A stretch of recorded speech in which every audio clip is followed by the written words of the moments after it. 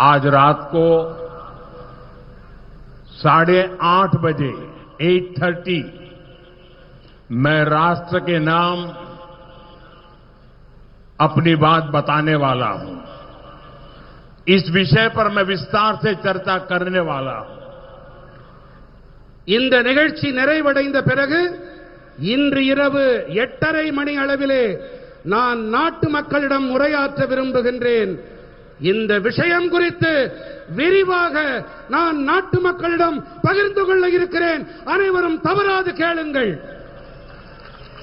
Today, DMK had no achievement to showcase, no real issues to raise.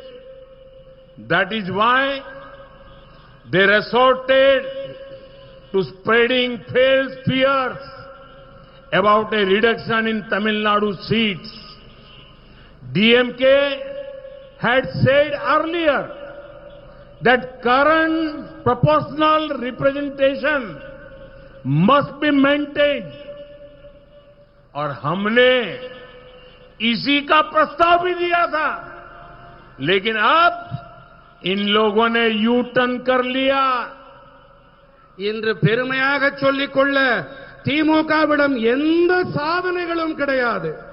குற்றம் சொல்ல உண்மையான எந்த பிரச்சனைகளும் இல்லை.